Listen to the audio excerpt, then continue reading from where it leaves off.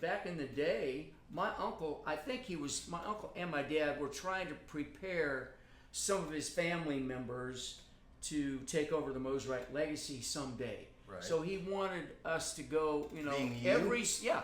So well, I was one of them, but Yeah. but he had two other brothers that Eddie and Jack who worked in the factory quite a bit too. But I just every summer. My uncle started me out at $1.25 an hour, and I got a raise to $1.50 the next summer. It wasn't that money back then. Well, for a kid in high school, $1.75 an hour later on. But anyway, I did everything. I sanded guitars, then I wet sanded guitars. I tried spraying guitars, but that wasn't my thing. I wasn't good at that. He took me out of that one. But one of my jobs was working on the Fuzzrites one summer. So you were building them. So I could have built that very one.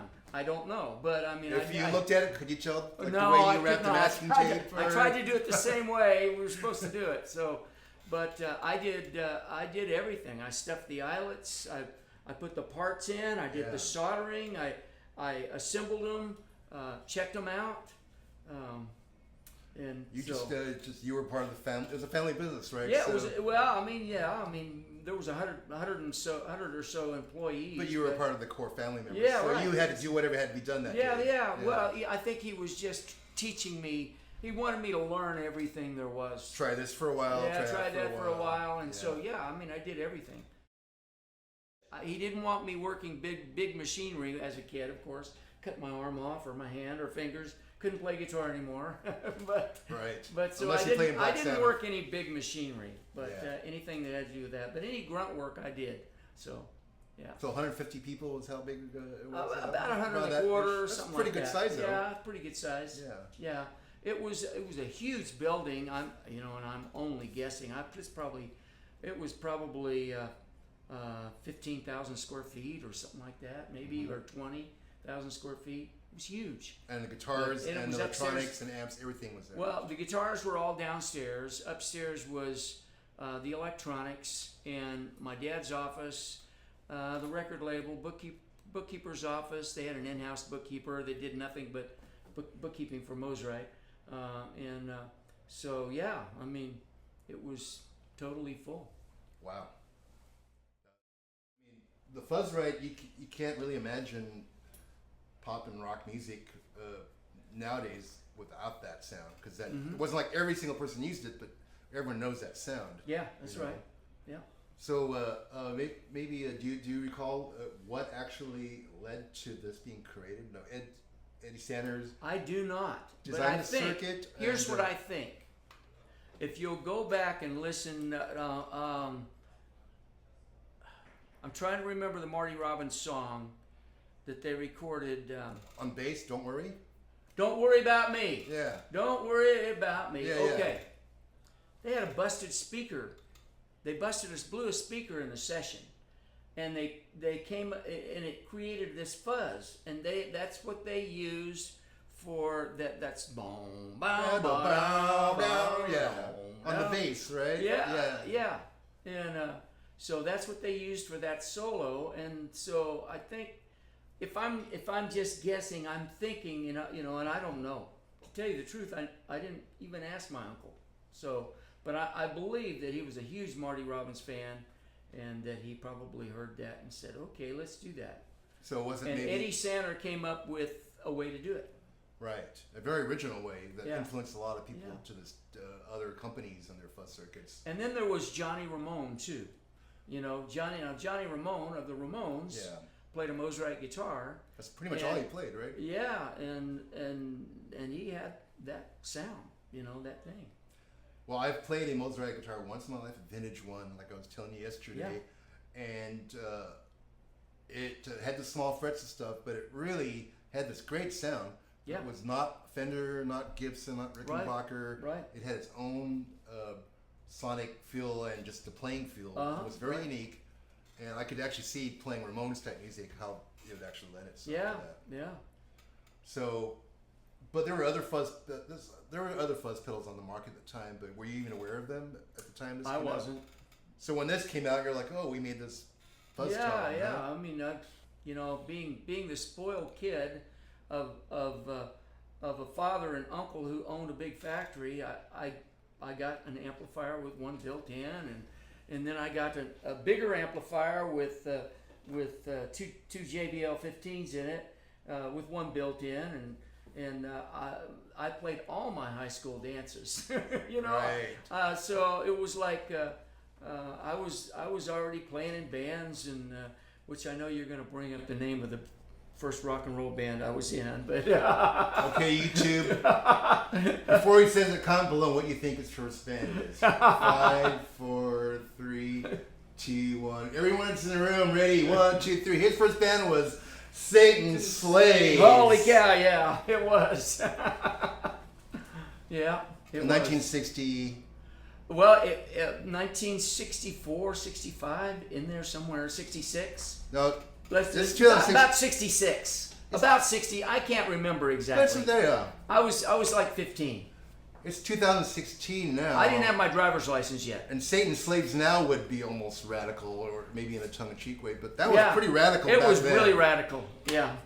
Yeah. So you it was. were in this whole different fringe culture. Then, huh? Yeah. And you know, so we couldn't advertise it because there was no internet back then. So what there your was dad no and uncle Facebook. think about you playing in I Satan's don't think my uncle knew about it. My dad thought it was a phase that would go away, and it did. For you, Oh. not for the world at large. Yeah, right. Rock and Right. roll. These type of pedals, the Fuzzrites and other of the old 60s funky pedals, yeah, obviously in rock, always popular, but I'm seeing, like, bands now like the Black Keys and stuff like that, and a few years ago White Stripes, but there was this whole, just everyone's going back to the well. I think it was a period of time in the 80s where everyone's trying to like move forward, whatever that meant, and it feels like now everyone's like, we got to go back to where the rock and roll came from, Right. and getting pure again and finding the roots of it. So that's yet another reason why it's so exciting to Well, be working with you on this. What tells me that this sound is really in demand right now is because, my father passed away a few years ago, and I had a couple of Fuzzrites, a few Fuzzrites laying around. Yeah. And so I stuck them on eBay, okay? Immediately, I'd get 300 people watching it. Yep. And it would sell for between $380 to $500 a piece. So it tells me somebody wants that sound. They want that Fuzzrite sound. It's crazy. I don't think I was, but I would hazard a bet that one of us at Catalinbread was probably watching one of those listings. It tells me that people, and we're not talking about the United States either. We're talking about all over the world. Yeah. Because, we're watching this stuff. And that's actually what's cool going today with YouTube and internet and stuff, is that, okay, this might have been in Bakersfield or America, but now people around the world who may not have originally saw it first time around, That's right. they're getting hip to it now. And it's really cool because you guys have nailed the sound on this thing. It's really cool. Well, And I'm a recording studio engineer. I use my ears. I listen. I know little things about sound. And you guys have nailed it. It's good. Well, we work really hard to make sure that happens because, we don't want to just bring the name back. We want to bring the actual sound back. And that's why we're excited to work with you because we have access to these. So tell the people about some of these units because some of these are just sitting in the garage or warehouse all these years, right? My father bought them at auction in 1968. Mm-hmm. And he's kept them all these years, yeah. So he bought them off auction from their uncle's estate. When Mosrite went bankrupt, there was an auction, Right. and everything in the factory was sold. Yeah. Well, my dad bought the lot that had the Fuzzrites in it. Yeah. And So he's kept them all these years, and they were, I remember moving from place to place and moving boxes of. Do we have to move these again? Yeah, what are we moving all this junk for? And then all of a sudden, hey, now this stuff is cool. So it's There was a number of years where it wasn't cool. Was it? it wasn't like the cool. 80s, right? It wasn't cool. It was the wrong thing, but it's come back. It's here. It's arrived. I again. think in the 80s, you try to give a guitar player one, they'd be like, I don't want that. But now? It's like bell-bottom pants. They come and they go. They come and they go. You know what I mean? Where are we at now? So- I haven't kept track. I don't have bell-bottom pants. But You know? this sound is not for every song, but it's for some songs. And if you don't have it, you can't get it. For some songs or some types of bands, types of playing, yeah. If you don't have this, you don't have it. You know, that's right. Um, That's right. But it's great because you've been talking with your old friend Eddie Eddie Sanner, yeah. who was the guy that actually came up with the circuit originally. He's the guy that originally designed it in the 60s. Yeah.